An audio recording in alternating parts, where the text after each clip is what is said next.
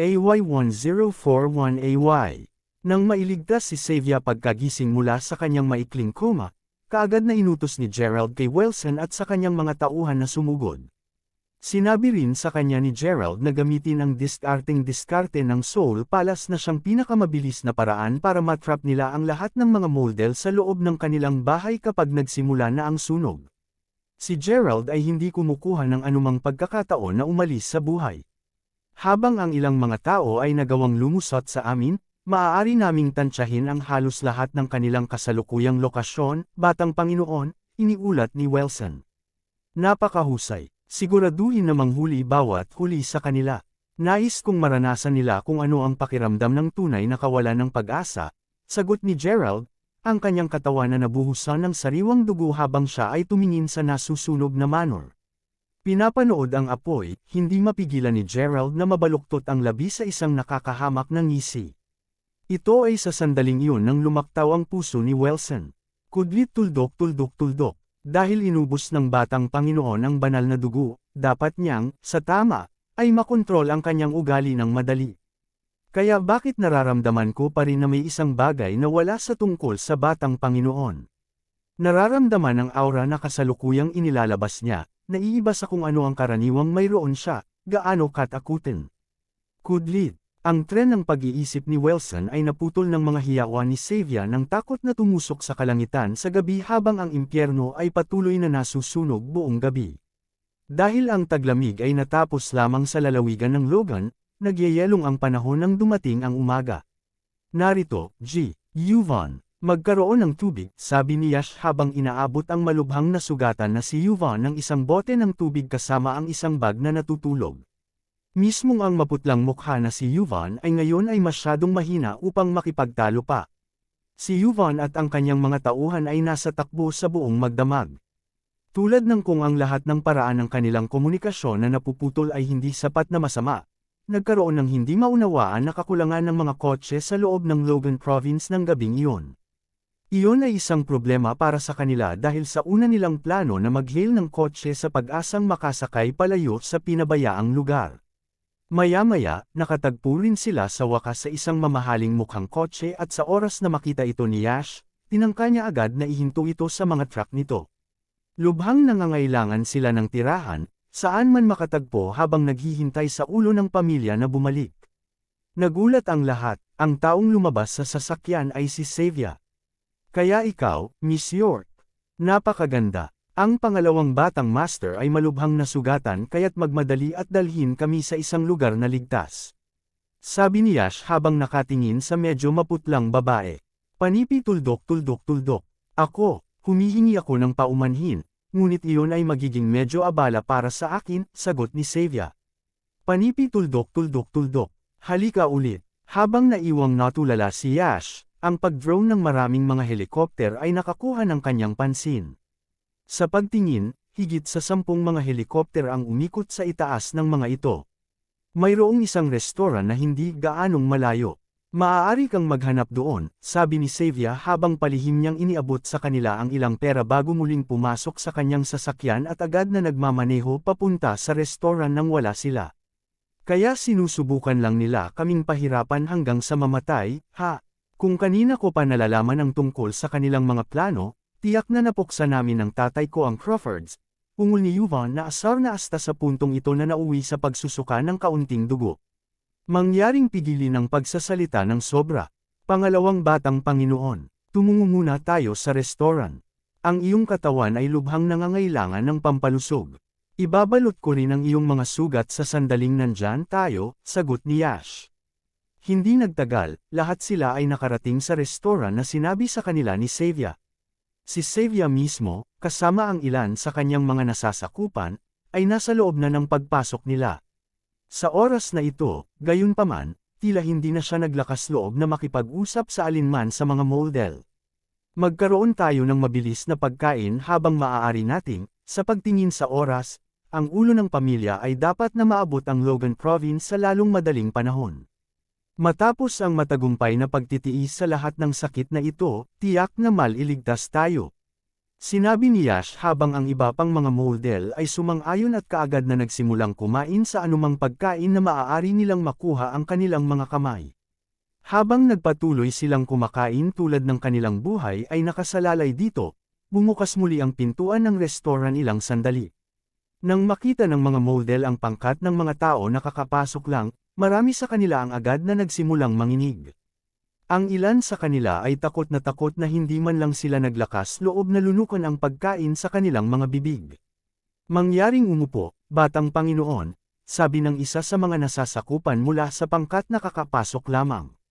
Matapos hilahin ng upuan ang isang upuan para sa kanya, umupo si Gerald habang si Xavier, na nakaupo malapit sa tabi, ay lumingon at tumingin sa kanya. Kahit na ang kanyang mga mata ay maluha, ang kanyang mga labi ay nanatiling selyadong masikip. Ang Gerald na nakaupo bago siya ngayon ay hindi nakapareho ng taong dati niyang kilala. Matapos dumaan sa napakalawak na pagbabago, siya ay kahawig ng isang master. Isang maruming mayamang Panginoon na marunong lamang gumawa ng mga bagay ng malupit. Tunay na kabalintunaan ito mula pa noong siya pa ang manliligaw ni Gerald, madalas niyang pinantasyahan ang tungkol kay Gerald na yumaman isang araw. Inaasam niya ang araw kung kailan bigla siyang makakakuha ng halos walang katapusang kayamanan, na pinapagana siyang gawin ang anumang nais niya. Hindi na siya isang mapagpakumbaba at mas mababa na talo. Ngunit, bagaman siya ay naging eksakto tulad ng lagi kong nais na siya ay maging. Bakit ako mas natatakot kaysa sa anupaman? AY1042AY. Patuloy na natahimik si Xavier habang ibinababo ang kanyang ulo, ni hindi man lang ahas na umingik. Habang inaamin ko na ang mga model ay tiyak na tumawid sa linya para sa ilang oras ngayon, nagkaroon ba ng tunay na pangangailangan na pumunta sa ngayon sa iyong paghihiganti, G. Crawford? Talaga bang kailangan mong pahirapan at mapahiya kami tulad nito? Sapat na ang nagawa mo sa amin kaya't pakawalan mo na kami, negosasyon kay Yash nang tumayo siya. Gayunpaman, walang ibinigay na tugon si Gerald, sa halip ay pipiliin na lamang na magtampal sa isang tiko. Ayan yun, pinapatay kita kung ito ang huli kong ginagawa. Sigaw ng isa sa mga tauhan ni model habang sumugod siya patungo kay Gerald, ayaw na dumaan sa anumang pagdurusa pa sa pag-iisip. Gayunpaman, ang lalaki ay kaagad na inalagaan ng isa sa sariling mga sakop ni Gerald nang matanggap ang utos ni Wilson. Alam mo, sa sinabi sa akin, kararating lang si Court sa lalawigan ng Logan. Sigurado akong hindi magtatagal bago siya sumugod, nakangiting sabi ni Gerald. Nang marinig iyon, kapwa sina Yuvan at Yash ay hindi mapigil ang makaramdam ng kaunting galaw. Sa wakas, ang sandali ng pag-asa na inaasahan nila ay darating din. Ang ulo ng pamilya ay pupunta dito, at kung ang sinuman ay malapit na magkaroon ng isang pagkakataon sa pakikipaglaban-laban kay Gerald, ito ay si Court. Kung iyon ang kaso, kung gayon tiyak na makakaharap mo ang engranding pangalawang Panginoon ng pamilya model na siya ring Panginoon ng aming pamilya, Court Model.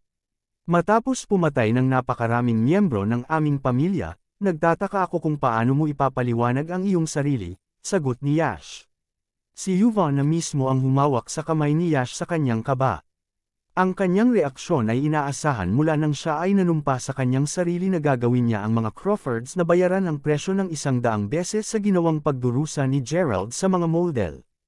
Maya-maya, sa kasamaang palad, ang iba sa iyo ay hindi masasaksihan ang laban na iyon. Narinig mo na ba ang tungkol sa huling pagkain, na natanggap ng mga bilanggo ng kamatayan bago ipapatay?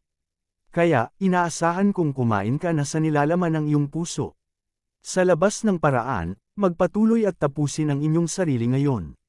Wala sa inyo ang umaalis na buhay sa restoran na ito, malamig na nginis ni Gerald. Narinig iyon, naramdaman ni Yash na kumislot ng husto ang mga talukap ng mata niya nang mahulog sa ganap na kawalan ng pag-asa. Ang kailangan lang ni Yuvan ay medyo mas maraming oras. Kung ang oras ay nasa tabi niya, tiyak na darating maaga o huli ang kanyang ama upang isave siya. Ngunit narito si Gerald, na inuutusan silang patayin ang kanilang sarili. Pinagsisisihan din ang Bamalot kay Yash. Kung hindi lamang niya pinangunahan ang kanyang mga nasasakupan sa Everdare Forest sa araw na iyon. Wala sa mga ito ang nangyari. Anuman, dahil pinayagan sila ni Gerald na kumuha ng kanilang sariling buhay, hindi sila tutol sa ideya. Pagkatapos ng lahat, alam na alam nila na ang kamatayan ang tanging sagot sa kanilang kasalukuyang sitwasyon. Hindi bababa sa makakapunta pa rin sila sa kung anong maliit na dignidad ang mayroon pa rin sila. Kapag nagawa na ang mga gawa, si Gerald at ang kanyang mga tauhan ay simpleng naglakad palabas ng restaurant. Bago pa sila makalayo, sumugod si Xavier bago tumawag, "Gerald. Ano ito? Ikaw, maaaring nagpaplano kang makitungo sa Long pamilya ngayon?" Tanong ni Xavier habang nagsisimulang humiikbi ng bahagya. Bilang tugon, simpleng gumiling si Gerald bago tumango. "Mangyaring, nakikiusap ako sa iyo." Bago pa nakumpleto ni Xavier ang kanyang pangungusap, nag-ambala siya ni Gerald habang nakataas ang kamay bago sinabi, "Inutusan ko na ang isa sa aking mga tauhan na bumili ng isang malaking pag-aari para sa iyo sa loob ng lalawigan ng Salford. Ikaw at ang iyong pamilya ay dapat na humantong sa isang mapayapang buhay doon nang walang masyadong maraming mga alalahanin para sa susunod na ilang henerasyon. Hindi mo kailangang mag-abala tungkol sa susunod na mga gawain." Panipi, sa paglalakad sa kanya, pagkatapos ay dahan-dahang pinahid ang luha nito bago idinagdag, "Kapalit ng lahat ng iyon, hinihiling ko lamang sa iyo na mabuhay ng mabuti. Ako, para sa isa, ay hindi na mabuhay sa lifestyle na dati kong ginawa. Sa pamamagitan nito, nagpaalam ako sa iyo." Pagkasabi nito, pagkatapos ay lumingon si Gerald upang maglakad palayo kasama ang kanyang mga tauhan. Gustong tawagan siya ni Xavier upang sabihin sa kanya na nais niyang manatili sa kanyang tabi. Gayunpaman, matapos marinig kung gaano siya karesulot, natatakpan lamang niya ang kanyang bibig habang siya ay napaiyak habang pinapanood ang likod ni Gerald na dahan-dahang nawala sa malayo. Samantala, isang napakahusay na mukhang koponan ng kalalakihan ay kararating lamang sa pasukan ng nasunog na labi ni Moldell Manor. Hindi, umungal ang isang matandang lalaki, ang kanyang tinig ay napuno ng matinding paghihirap matapos masaksihan ang estado ng Manor. Mahigpit na sineksik ang kanyang mga kamao, ang mga ugat sa kanyang mga braso ay agad na isiniwalat na labis na pagpatay ay pinatuyo sa kanila. "Sino ang gumawa nito? Sino?" Daing ng lalaki habang sinunggaban ang isa sa mga nakaligtas sa kanyang galit. Si Gerald Crawford iyon. Siya ang sum-ire sa mga model. "Nakaligtas lamang ako sa krisis mula nang tumalon ako sa balon." Sigaw ng kinikilabutan na kabataan. "Gerald, paano? Paano posible iyon?" Panipi, AY1043AY. Totoo nga, si Gerald ay naging totoong nakakakilabot. Sumigaw ang kabataan, maliwanag na natakot sa kamatayan. Panipi, tuldok. "Iyon, ang B** na yan. Ngayon palang ** year. Paano niya maiipon ang gaanong lakas sa isang maikling panahon? Anuman, ang pamilya Crawford ay tiyak na magbabayad ng isang mabibigat na presyo para dito." Nasaan si Yvonne? Yumangal na Court habang nanginginig sa kanyang labis na galit. Pangalawang master. Sigaw ng isang nasasakupan habang siya ay sumure. "Ako, natagpuan ko sila. Natagpuan ko ang mga bangkay ng pangalawang batang master at butler na si Moldell." Inihayag ang subordinate sa pagitan ng pantalon. "Ano?" Sumigaw ng kirot na Court sa sobrang lakas ng boses na maririnig ang sigaw nito na bumubulusok sa buong lalawigan ng Logan. Samantala, si Dylan ay nasa pangunahing sala sa loob ng Crawford Manor sa North Bay. Nang maramdaman ang pagnanasang sumimangot bigla, umungol siya, "Maaari bang may nangyari? Kanina pa ako nararamdamang nabalisa. Nararamdaman ko na parang may mangyayari." Panipi, ano ang maaaring mangyari sa mundo? The way I see it, nararamdaman mo lang na dahil sa lahat ng pressure na naipon mo mula nang mawala si Gerald, sagot ni Julia sa isang malungkot na tono habang siya ay lumapit sa kanya, naaawa sa asawa. Humihingal, sinabi ni Dylan, kung iisipin na isang taon na ang lumipas mula noon. Kung ang mga bagay ay nawala ayon sa plano, pagkatapos ay ikakasal si Gerald kay Lyra sa taong ito. Ang lahat ay naging maayos din sa simula. Nawasak lahat ngayon. Panipi, habang tinitingnan niya ang puno ng lungkot na mga mata, sumagot si Julia, "Speaking of Lyra, hindi ba siya medyo kumikilos mula pa nang bumalik siya mula sa kaganapang iyon sa lalawigan ng Salford mga kalahating taon na ang nakakalipas? Naaalala ko ang pagsama ni Bea sa kanya noon, at pantay na kakaiba ang pag-arte niya tulad ng kay Lyra. Mula sa kung ano ang nakita ko, ang dalawang batang babae ay tila nasisiyahan sa pagiging kasama ng bawat isa, madalas na nagbabahagi ng mga lihim sa bawat isa at tumatawa paminsan-minsan. Tuwing tatanungin ko sila tungkol sa kanilang paksa ng pag-uusap, sinasabi lang nila na wala iyon. Panipi, ngayon na nabanggit mo ito, naaalala ko na bago dumalo sa kaganapang iyon, pareho silang umiyak ng madalas. Lalo na si Lyra. Sa sinabi sa akin ng mga tagapaglingkod, magtatago si Lyra sa kanyang silid upang umiyak tuwing wala siyang ibang mga gawain na dapat gawin. Ipinaliwanag kung bakit laging pula ang kanyang mata sa tuwing nakikita ko siya noon. Tama di ba? Bahagya silang nagbago pagkabalik mula sa auction. Ang pinakamahabang panahon namin ni Lyra at kahit hindi talaga siya nakatira kay Gerald, sigurado akong makakasundo ka na mahal niya ito. Mahal na mahal din siya ni Bea bilang pinsan din. Dahil doon, wala talagang katuturan para sa kanilang dalawa na biglang magbago, kahit na, para sa mas mahusay, pagkatapos na dumalo sa ilang kaganapan. Dagdag ni Yulia, pag-clear ng kanyang lalamunan, sinabi ni Dylan, hindi na kailangang magsimulang magteorya. Hilingin lamang natin sa kanila ng direkta upang makuha ang buong larawan. Sa nasabing iyon, inutusan niya ang kanyang mga tagapaglingkod na tawagan ang parehong mga batang babae. Ma, tatay, hinahanap mo kami, nakangiting tanong ni Lyra sabay. Silang dalawa ay tumayo sa magulang ni Gerald.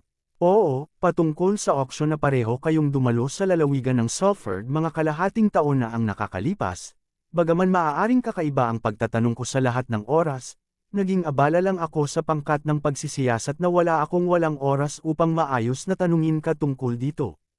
Anuman, naalala ko na pareho kayong nagpunta doon upang bumili ng ginseng king. Bakit ka bumalik ng walang dala? Gayun din, habang nasa amin ito, may iba pa bang nangyari habang naruroon ka? Tanong ni Dylan bilang ganti. Panipi tuldok. Tungkol sa ginseng king, sagot ni Lyra habang agad siyang namula. Noon, nanalo si Gerald laban sa ibang mga bidder. Bilang isang resulta, siya ang may-ari ng Ginseng King. Gayunpaman, ipinangako ni Gerald kina Lyra at Bea na hindi sasabihin sa sinuman na nakilala nila siya roon sa takot na ang paglantad sa kanyang kinaroroonan ay magwawakas sa kanyang pamilya. Tinupad ni Lyra ang kanyang pangako dahil alam niya na may katuturan ang sinabi sa kanya ni Gerald. Naiintindihan niya na ang mga magulang ni Gerald ay tiyak na hindi mapigilan ang pagnanasa na doblehin ang kanilang mga pagsisikap sa paghahanap para sa kanya sa sandaling malaman nila na siya ay ligtas. Kung ang alinman sa mga model ay mahuli ang balitang iyan, ang mga model ay marahil ay papasok din ng mataas na gamit na higit na nagpapahamak sa buhay ni Gerald. Panipi tuldok. Habang namamahala kami upang bilhin ito, natapos itong nakawin. Mabilis na sagot ni Bea, alam na si Lyra ay isang napakasamang sinungaling. Nakita ko, nagkataon bang may nakilala ka pa roon? Tanong ni Dylan na nakakunot ang noo. Hindi naman, sagot ni Lyra habang umiling.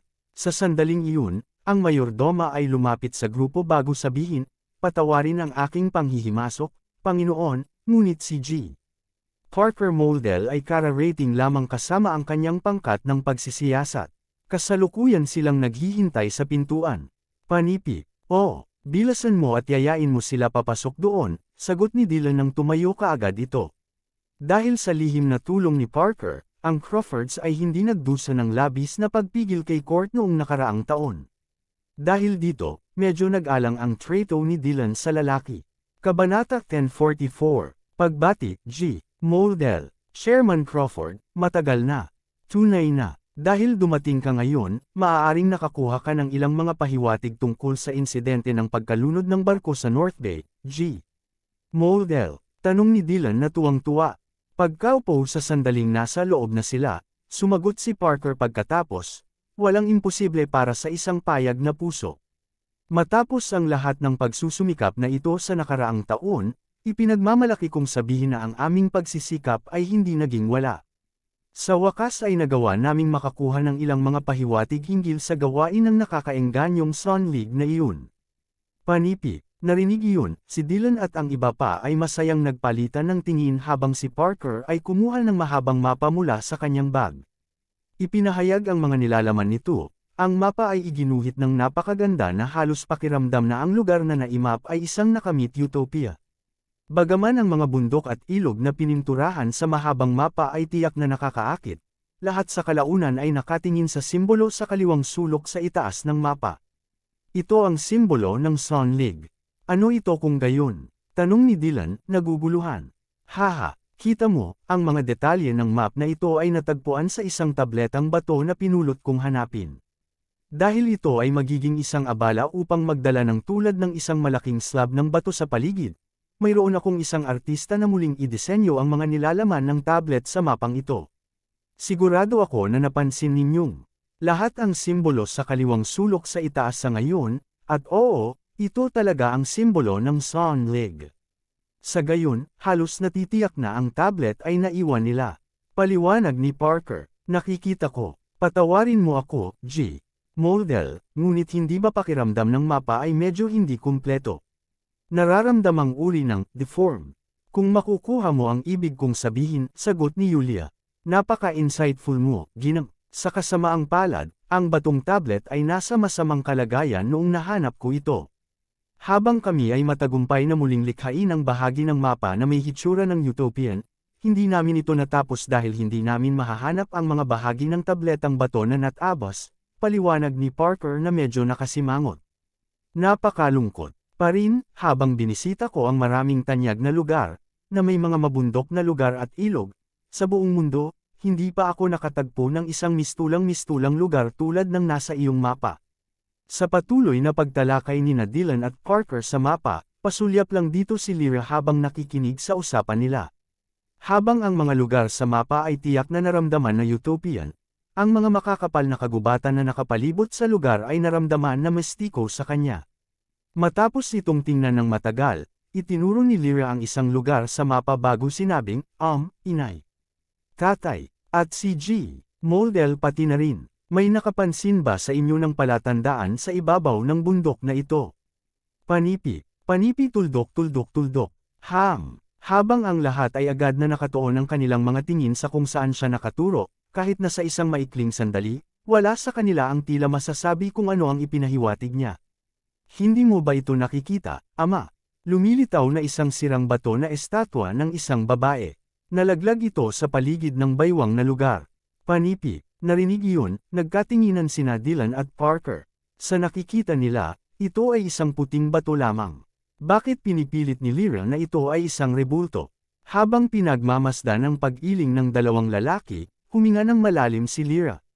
Gaano kaiba? Habang ang imahe ay medyo malabo, tiwala si Lyra na ang larawan ay naglalarawan ng isang estatwa ng isang babae. Pagkatapos ng lahat, tiyak na masasabi niya kung ano ang hitsura ng silweta ng isang babae. Maging sina Bea at Yulia ay hindi makita ang estatwa ng bato na pinag-uusapan ni Lyra. Pareho silang nakakita ng isang bagay na kahawig ng isang puting bato. Haha, marahil ang mga mata ni Miss Lyra ay mas natatangi kaysa sa atin. Sino ang magsasabi na hindi niya nakikita ang mga bagay na hindi natin nakikita? Biro ni Parker na nakangiti. Mangyaring huwag tawa sa akin, G. Moldel. Maaaring nagkamali ako, sagot ni Lyra habang umiling, ayaw na sabihin. Pinag-uusapan kung saan, Chairman Crawford. Mayroong isang bagay na nais kong itanong sa iyo tungkol sa, sabi ni Parker habang mukhang may naalala lang siya. Ipagpatuloy mo. Sa gayon, bukod sa pamilya Moldel, humingi ka ba ng anumang panlabas na tulong? Gusto kong sagutin mo ng prangka hanggat maaari. Tinanong ni Parker, ang kanyang tono ay kakaibang maingat. Hindi talaga, ikaw lang ang tinanggap ko. Sagot ni Dylan habang umiling. Panipi tuldok. Kung gaano kausyoso, nagtataka ako kung sino ang taong iyon noon, ungol ni Parker na nakakunot ang noo. Kabanata 10:45. Sa tinanong mo lang, ipinapalagay kong may nangyari, G. Moldel. Sagot ni Dylan matapos itong pag-isipan saglit. Narinig iyon, tumango si Parker bago sinabi, kita mo, isang misteryosong insidente ang nangyari sa akin at sa aking koponan habang naghahanap kami ng mga pahiwatig sa Sun League. Ito ay kaiyahiyang aminin, ngunit para sa pinakamahabang oras, ang aking koponan at ako ay hindi makahanap ng anumang nauugnay na mga lead. Ang Sun League ay tunay na lubhang mahiwaga at makapangyarihang magagawa upang mapagtakpan ang karamihan, kung hindi lahat, ng kanilang mga track. Panipi, Anuman, noong naramdaman ko na nakarating tayo sa isang patay, isang misteryosong tao ang nagpakilala sa kanyang presensya. Sinasabi ko na dahil hindi pa tayo personal na nagkikita dati. Anuman, mula sa sandaling iyon, binigyan niya tayo ng mga kinakailangang pahiwatig kung saan upang sumunod sa tuwing tunay tayong nabunggo. Ang kanyang tulong ay humantong sa amin upang mahanap ang eksaktong mga pahiwatig na kailangan namin upang magpatuloy.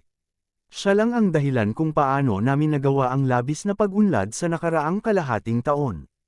Dahil sa kanyang likas na katulong, ipinapalagay ko na ikaw ang nagpadala sa kanya, si Chairman Crawford, kaya't kasalukuyang tinatanong kita tungkol dito, upang matiyak lamang. Panipi, kung tunay na nagpadala ako ng isang tao upang tulungan ka, tiyak na alam ko muna sa iyo ang tungkol dito. Gayunpaman, ang taong iyon ay talagang misteryosong tunog. Binigyan ka ba niya ng isang pangalan? Sumagot si Dylan, na natagpuan din ang kakaibang sitwasyon. Wala namang sasabihin. Wala ring nakakaalam kung ano ang hitsura niya. Gayunpaman, tawagin itong isang pakiramdam ng gut mula sa aking karanasan sa mga nakaraang taon, ngunit naniniwala ako na siya ay isang napakalakas na tao. Sa katunayan, hindi magiging isang kadahilan ang masabi na kahit ang mga pinakamakapangyarihang miyembro ng pamilyang Model ay hindi siya kayang dalhin. Panipi, hindi ba talaga siya nagpakita ng sarili dati? Tulad ng sinabi ko, wala sa atin ang nakakita sa kanya dati. Siya ay simpleng naglalagay ng mga coordinate malapit sa yulunan ng aking kama tuwing naramdaman niya na kailangan namin ng dagdag na tulong.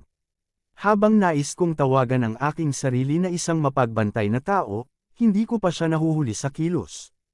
Haha, upang maging mas tiyak, ginawa lamang niyang kilalanin ang kanyang presensya ng 2 beses hanggang sa puntong ito. Panipi. Sa pag-iisip tungkol dito, naalala ni Parker kung gaano siya takot noong halos kalahating taon na ang nakakalipas nang umalis ang lalaki sa unang hanay ng mga coordinate malapit sa yulunan ng kanyang kama. Pagkatapos ng lahat, ang taong naiwan ang pahiwatig doon ay tiyak na maaaring pumatay sa kanyang pagtulog kung nais niya. Kung nangyari iyon, hindi alam ni Parker na siya ay pinatay, at ang pag-iisip na mag-isa lamang ay sapat na upang magpakilig sa kanyang gulugan. Si Dylan mismo ay kasalukuyang nagpapahirap sa kanyang utak, iniisip kung sino ang makakatulong sa kanyang pamilya ng lihim. Panipi tuldok. Alinmang paraan, upang ibuod, dahil ang taong iyon ay tumutulong sa amin ng lihim, pagkatapos ay maaari nating ipalagay, kahit papaano, na hindi siya galit sa pamilya Crawford. Habang namamahala kami upang mapalakam ng higit pang mga pahiwatig sa Sun League, ang mas napipilit na isyu ngayon ay kung saan talaga ang lugar na iginuhit sa mapa. Dahil ang misteryosong tao ay humantong sa amin dito, ipinapalagay ko na mayroong isang dahilan sa likod ng kanyang mga aksyon. Para sa alam natin, ang lihim ng Sun League ay maaaring mahiga sa loob ng mga makakapal na kagubatan tulad ng nakikita sa mapa. Sabi ni Parker, nodding bilang pagsang-ayon, pagkatapos ay sumagot si Dylan, napakahusay. Kukunin ko kaagad ang mga mag-aaral at sakop ng aking pamilya pagkatapos nito. Dahil marami sa kanila ay lubos na may kaalaman at ang aming pamilya ay may mga kalalakihan sa buong mundo, ang ilan sa kanila ay maaaring makilala kung saan tumuturo ang mapa. Panipi, iyon ay tiyak na magiging para sa pinakamahusay na.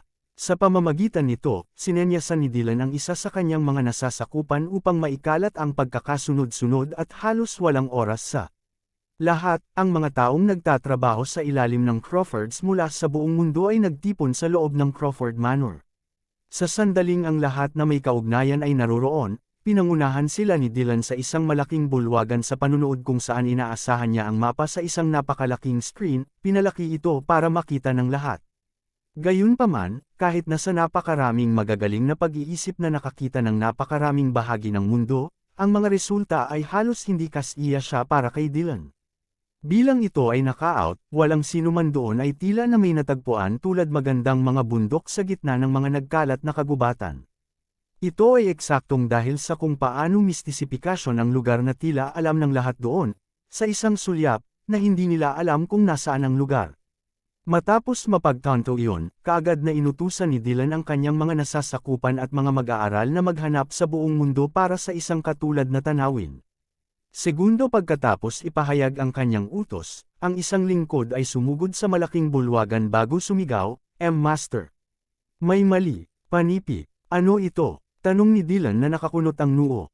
Court po yan. Dinala niya ang ilan sa kanyang mga tauhan papunta sa isla at kasalukuyang pinapangunahan niya sila dito. Pinatay din niya ang higit sa 10 ng aming mga bodyguard.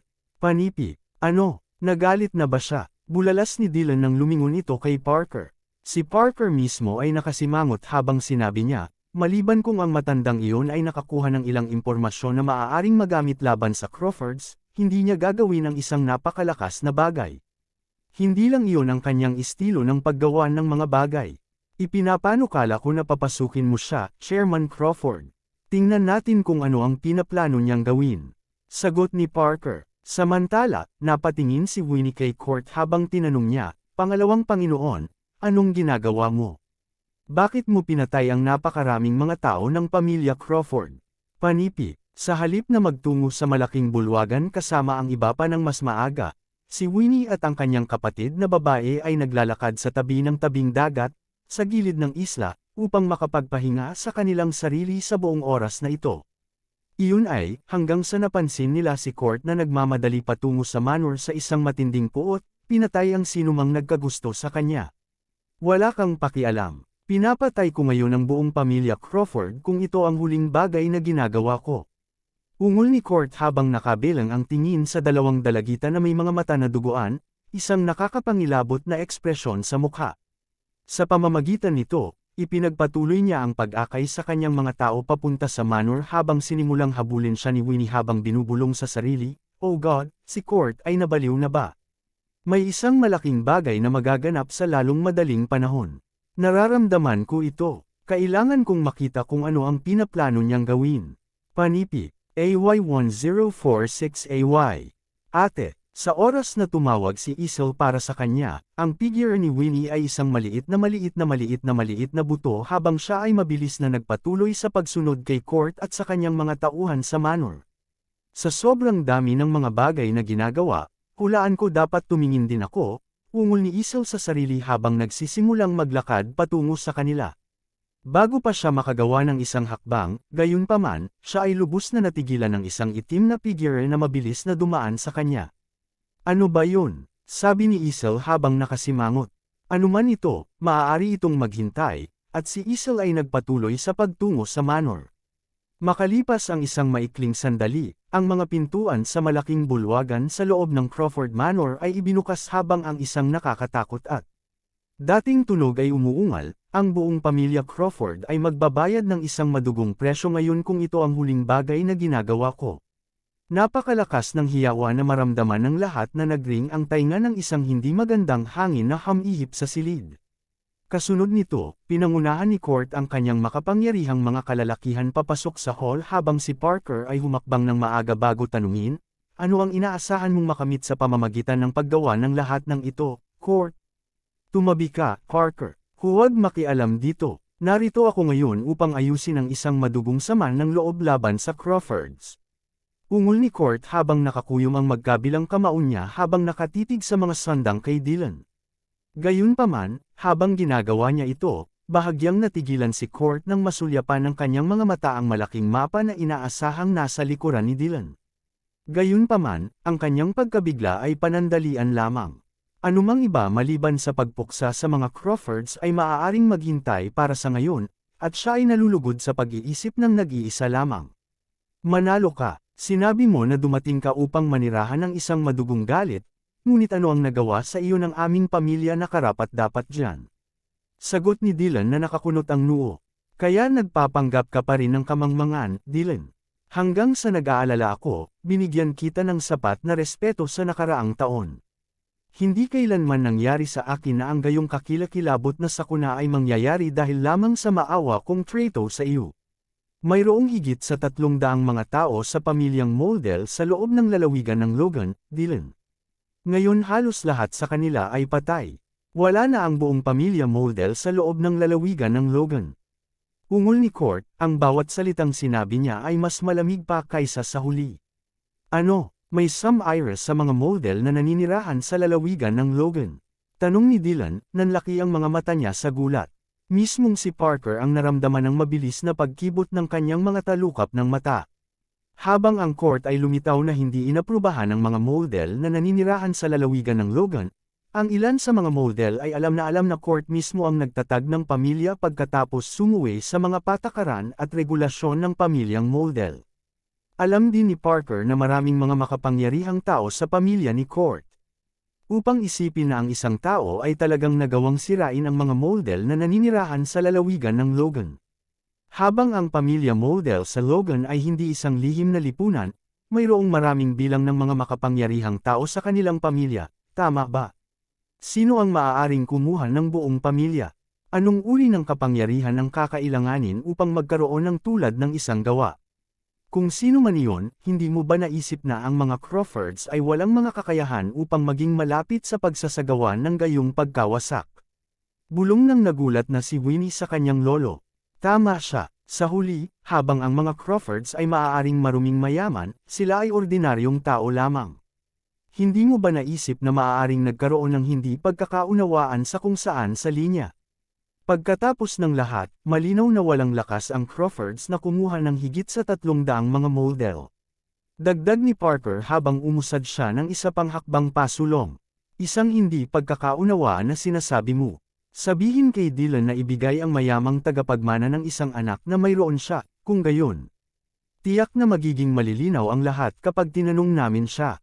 Hindi ko na kailangang magpaliwanag ng iba pa. Hanggang sa magpakita si Gerald, pinapatay ko ang sinumang maglakas loob na pigilan ako. Malamig na sagot ni Court. Halika na, patayin silang lahat. Walang umalis sa silid na ito. Nabuhay, umungol ang lalaking baliw. Kaagad. Sigaw ng kanyang mga nasasakupan ng sabay habang sumugod sila patungo sa mga tao ng pamilya Crawford. AY1047AY. Nararamdaman ang napakalawak na layunin ng pagpatay mula sa mga taga-ilalim ng model, na nagsisimulang kumilos, naramdaman ni Dylan na nagbago ng gusto ang kanyang ekspresyon.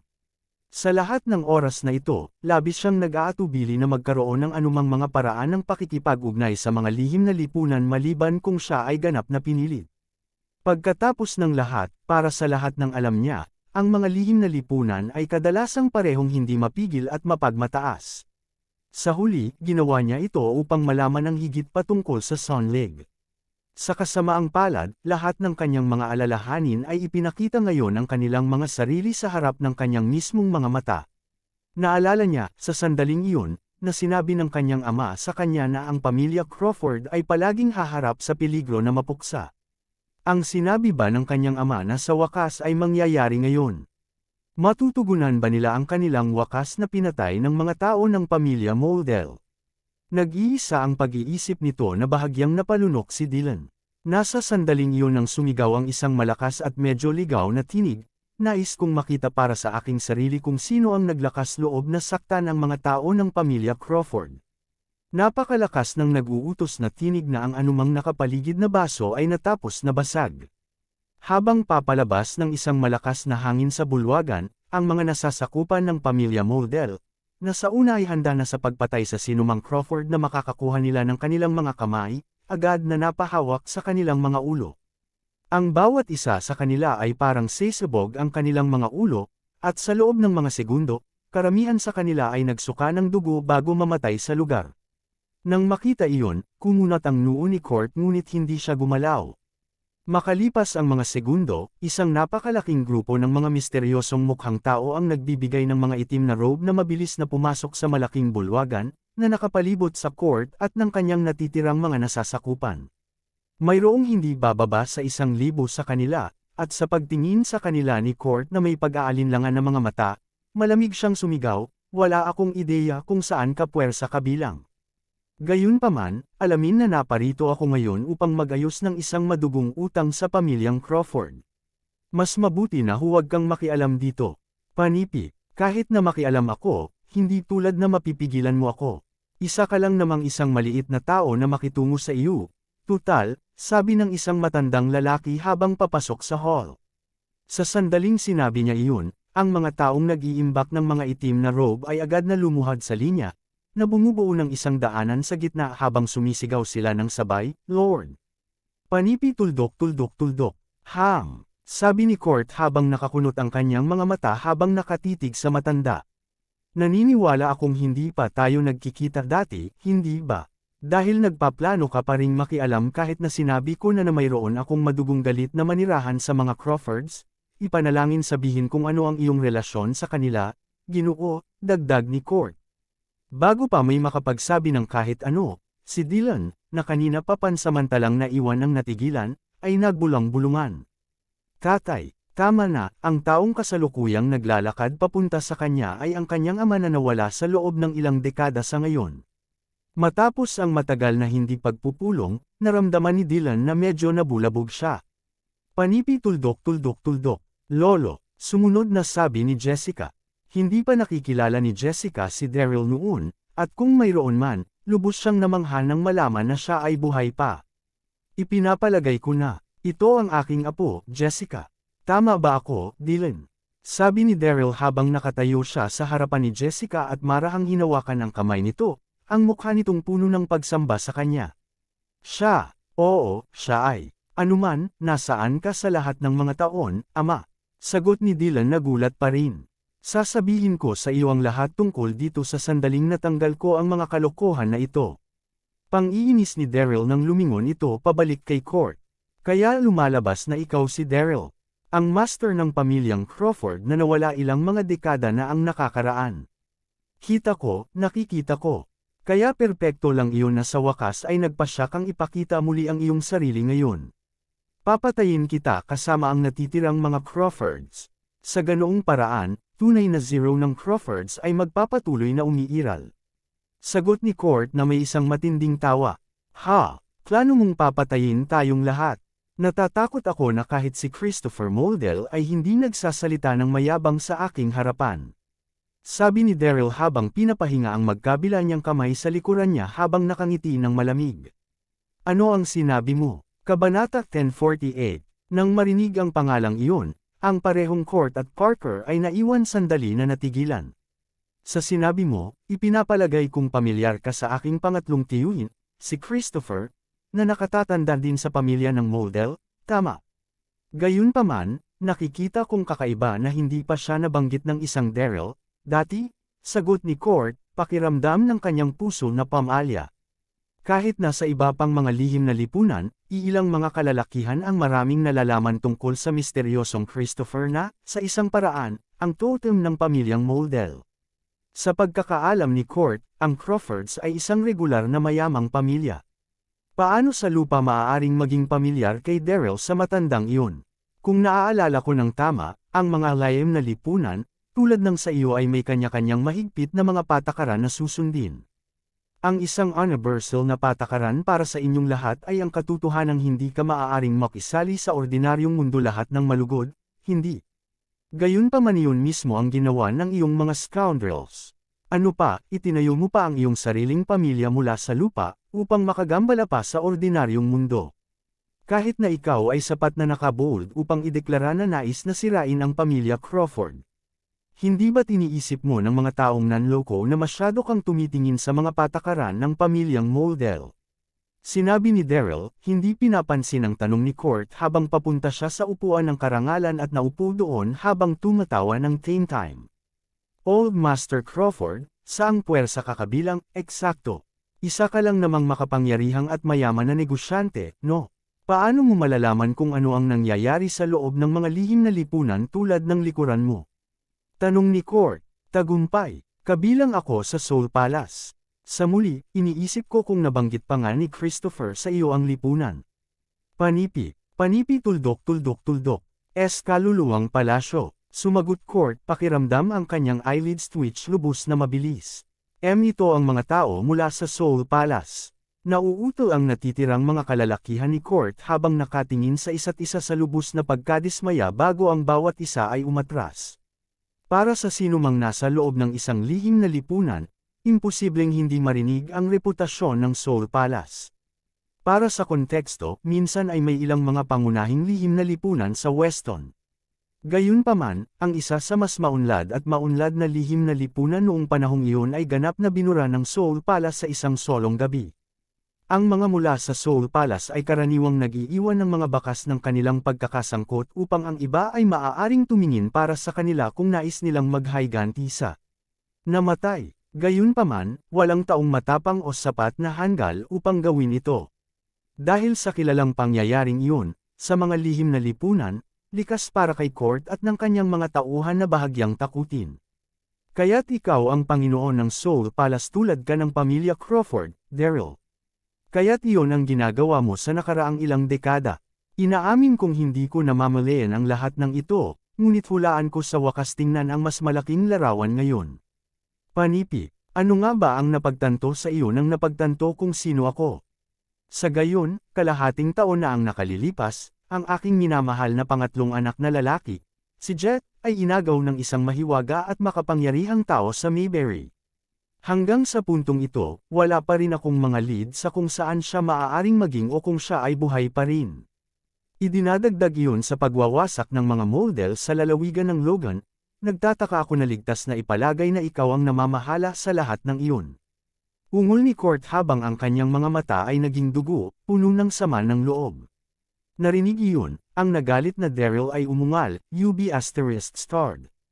Kahit na hindi gumalaw si Daryl ng 1 pulgada, maramdaman ni Court na nasampal ng malakas ang pisngi, 2 beses. Niwala siyang pagkakataon na lumaban. Mind you, nabuhay na ako ng mahabang buhay. Ang iyong pangatlong anak na lalaki at miyembro ng pamilya ay walang iba kaysa sa mga walang kabuluhang scoundrel sa aking mga mata. Dahil sa walang gun sa kanila, bakit ko gugustuhin na sayangin ang mga sel ng utak na iniisip kung paano maayos na makitungo sa kanila? Nakakainis. Panipi, pasimpleng kinulong ng sarili ni Court ang kanyang nasasaktan na pisngi, hindi nang ahas na magsabi ng isa pang salita sa ngayon. Nang makita ang kanyang reaksyon, partikular na nasa sabik si Dylan at ang iba pang mga Crawfords. Hindi ko akalain na magkakaroon ka ng ganitong kapangyarihan, tatay, sa pagsasalita nito, hindi ba't ang ating mga tao ang pumapatay sa mga model sa lalawigan ng Logan noon?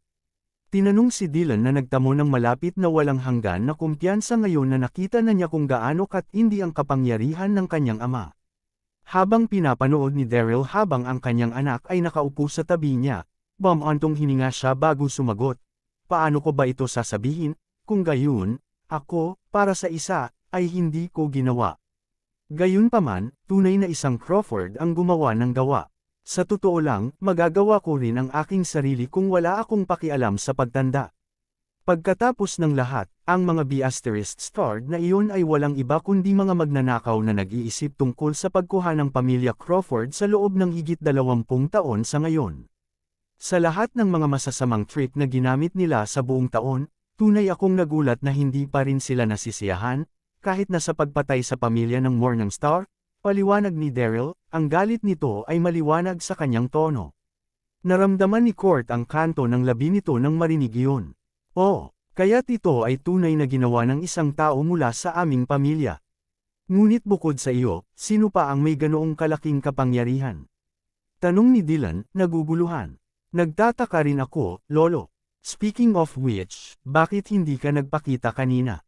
Ang aming pamilya ay hindi kailangang harapin ang labis na panganib ngayon kung ginawa mo lang ito. Anuman, patayin silang lahat ngayon at tiyakin na wala sa kanila ang makatakas.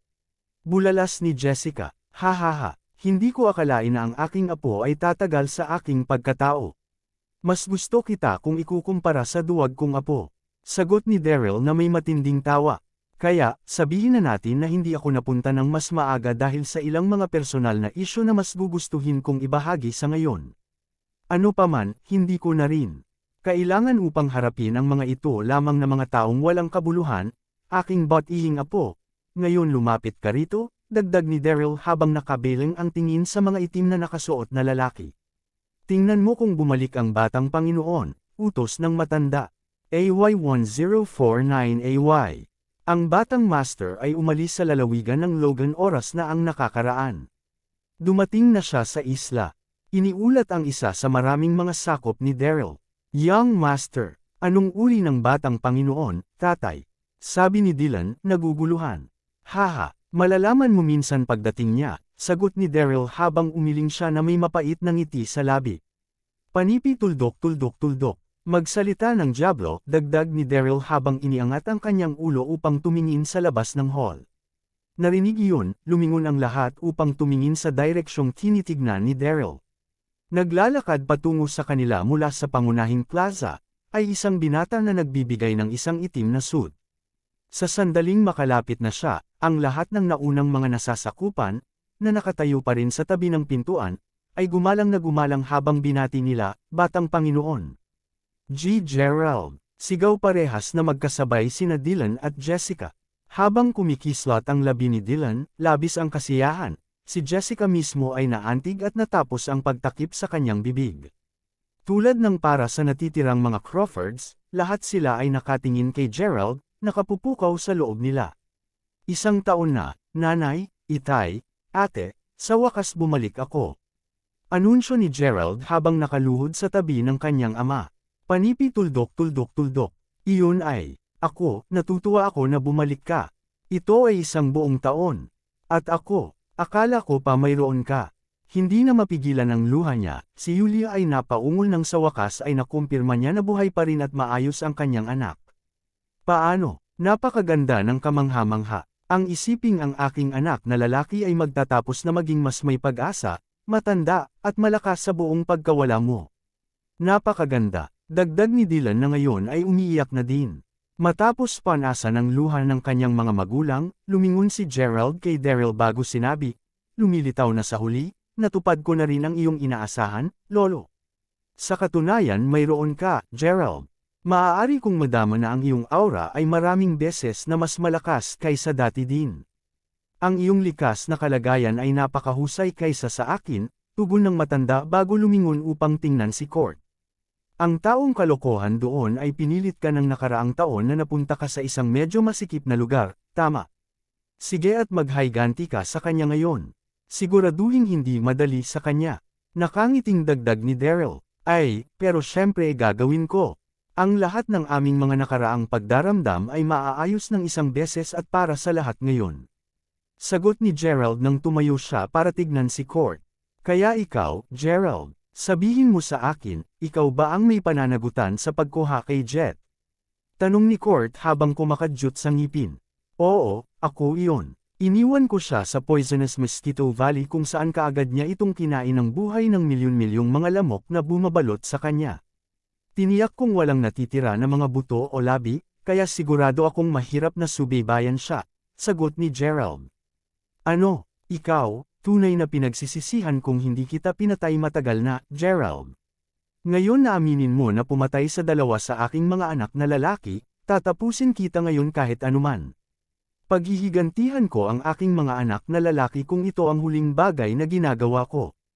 Yumangal na Court habang tumatalon sa hangin, handa nang sumuntok kay Gerald. Ang lakas sa loob ni Court ay makapangyarihan at mapagmataas, na tumutugma ng maayos sa kanyang ugali. Gayunpaman, gaano man siya kalakas, sa pagtatapos ng araw, siya ay isang regular na makapangyarihang kampyon lamang. Kahit na si Gerald ay kinilabutan sa kanya isang taon lamang ang nakakaraan tulad ng kasama niya ang sinumang mula sa pamilyang Model si Court ay walang iba kundi isang walang gaanong tao sa kanya ngayon. Sa paggaya kay Court, tumalon din sa hangin si Gerald, ngunit mas mabilis siya at may kontrol pa. Sa sandaling sumalpok ang kamao ni Gerald, ang tiyan ni Court, lahat ay nagtataka ng mapang-anga habang ang katawan ni Court ay naibalik sa likuran. Pag-crash sa isang haligi ng bato, ang katawan ni Court ay nahulog sa lupa habang ang isang malalim na indent sa gitna ng haligi ay nagpahayag. Anong napakalaking lakas sa loob. Ngayon nakikita ko kung paano mo nagawa ang lahat ng iyon sa aking pamilya. Kunot-noo si Court habang kumayot sa kanyang dating mukha na hindi makapaniwala. Habang hinahanda ni Court ang kanyang sarili na maglunsad ng isa pang pag-atake, si Dylan, na ngayon ay napuno ng parehong pagkasabik at pagmamataas, ay tumingin sa kanyang ama bago tanungin, tinuruan mo ba siya ng ganyan, tatay? Kailan naging malakas si Gerald? Panipi, haha, aba, kalahati lang ng alam niya ang itinuro ko sa kanya, sagot ni Daryl na may isang medyo mapait na ngiti habang umiling. Si Dylan mismo ang nagpatuloy na pinapanood ang laban ng kanyang anak sa sarap. Kabanata 10:50. Pati si Jessica ay natuwa habang sumisigaw, halika, Gerald. Patayin ang matandang B***star na iyon. Patayin mo siya hanggang sa mamatay. Panipi, si Parker, sa kabilang banda, ay lumingon upang tumingin kay Daryl bago magalang na tanungin, sa paghuhusga mula sa iyong aura, maaari ka bang maging isa sa mga alamat tulad ng aking pangatlong tiyuhin, si Christopher? Nagtatanong siya dahil natulala siya sa kung gaano kalaking kawalan ang talagang inilagay kay Court sa kabila ng pakikipaglaban sa batang si Gerald. Naiisip lamang ni Parker kung anong antas ng lakas ang tunay na taglay ni Daryl bilang tagapayo ni Gerald. Ha! Sinasabi mo bang hindi nasasayang ang oras ni Christopher sa nakaraang ilang dekada? Ano, nakarating na rin siya sa larangan ng mga alamat? Tanong ni Daryl bilang ganti. Mayroon siya. Ano, hindi mo sinabi na namatay si Great Old Master Model, Lolo? Tinanong ni Winnie, na nasa estado pa rin ng pagkabigla habang nagpatuloy sa panunood ng pag-aaway nina Gerald at Court. Kalokohan, isang bulong-bulungan lang iyon. Pagkatapos ng lahat, paano natin mailalantad ang pagkakakilanlan ni Great Old Master Model? Gayunpaman, ikaw ay isang junior lamang kaya natural para sa iyo na hindi malaman ang isang bagay tungkol dito, sagot ni Parker. Kung gayon, si Gerald ay isang kampyon din ngayon. Napakalakas niya. Muling tanong ni Winnie, ang puso niya ay namumula sa masalimuot na emosyon.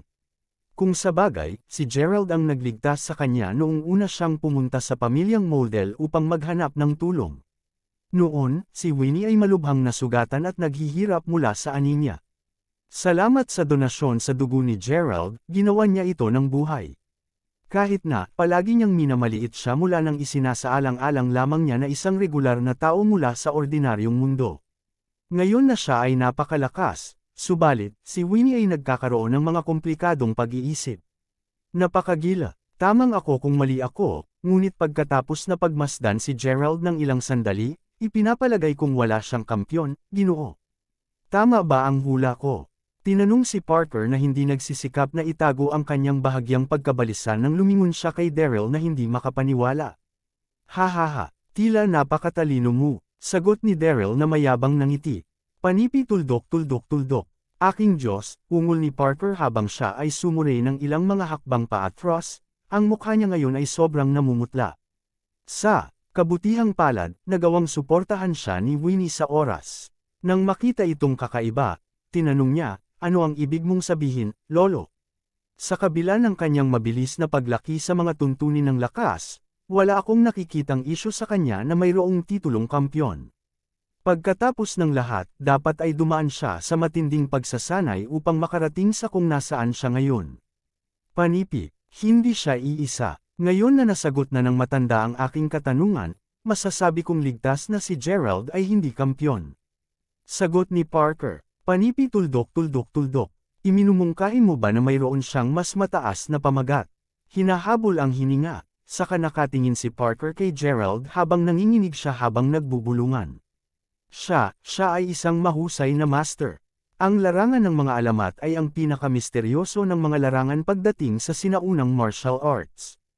Maraming nabigo upang makarating doon kahit na ginugol ang kanilang buong buhay na sinusubukan na makamit ito, at kasama dito ang mga tao mula sa loob ng mga lihim na lipunan. Anong, hindi ka maaaring maging seryoso, hindi ba, Lolo? Nauutol na sabi ni Winnie nang bumagsak ang panga. Siya ay tunay na isang mahusay na master. Sagot ni Parker, nanginginig pa rin sa buong tumango. Isang mahusay na master sa kanyang edad. Bukod sa lalaking iyon, si Gerald ang nag-iisang ibang tao na nakamit ang pamagat ng mahusay na master sa ganoong batang edad. Dagdag ni Parker, ano ang mahusay na master, tatay? Si Gerald ngayon. Tinanong si Dylan na walang ideya kung ano ang isang mahusay na master. Gayunpaman, sa narinig, alam niya na dapat ito ay isang napakataas na nakamit. Haha, sa katunayan, talagang dumating si Gerald sa larangan ng mga alamat. Ito ang dahilan kung bakit nagulat ako nang makilala ko siya kanina. Mula sa kung ano ang aking tinansya, kailangan ni Gerald ng hindi bababa sa isang dekada o dalawa upang makamit ang kaharian na iyon, at iyon ay kung siya ay may talento at may pambihirang biolohikal na mga kalamangan. Sumagot si Daryl na lumitaw na maingat na nagtatago ng mga pangunahing katotohanan sa kanyang paliwanag, sa kabila ng nakikita nitong malinaw ang lahat. Opo, Panginoon. Mula pa nang uminom ng banal na dugo ang batang Panginoon, tila siya ay mabilis na sumulong sa kanyang pagsasanay. Sa nakikita kong personal, nakarating na siya sa larangan ng mga alamat. Kahit nasa pinakamasama niya, mananatili pa rin siya sa antas ng kalahating mahusay na master. Paano tunay na bihirang? Tila ang banal na dugo ay gumana tulad ng isang kagandahan. Sinabi ni Wilson na nakatayo sa gilid sa buong oras na ito. Hindi lang dahil sa banal na dugo, sagot ni Daryl habang umiling. Napagmasdan ko si Gerald mula sa pagpasok niya sa hall, sasabihin ko ito ngayon na ang banal na dugo ay makakatulong lamang sa kanya na kontrolin ang ugali niya. Sa anumang paraan ay hindi ito makakatulong sa kanya na dagdagan ang kanyang bilis ng pagsasanay. Naiintindihan ito, napagpasyahan ko kung paano siya naging isang mahusay na master ng napakabilis. Dagdag ni Daryl na may kunot na noo. Ano ang napagpasyahan mo? Well, parang may isang nagtanim ng maraming potensyal sa loob ni Gerald. Natatakot ako na ang kanyang katawan ay hindi naging normal mula sa kalahati ng isang taon. Hanggang dito na lang muna ang ating kwento. Maraming salamat sa pakikinig. Huwag kalimutan mag-like, share, subscribe at i-comment ang inyong reaksyon sa ating kwento.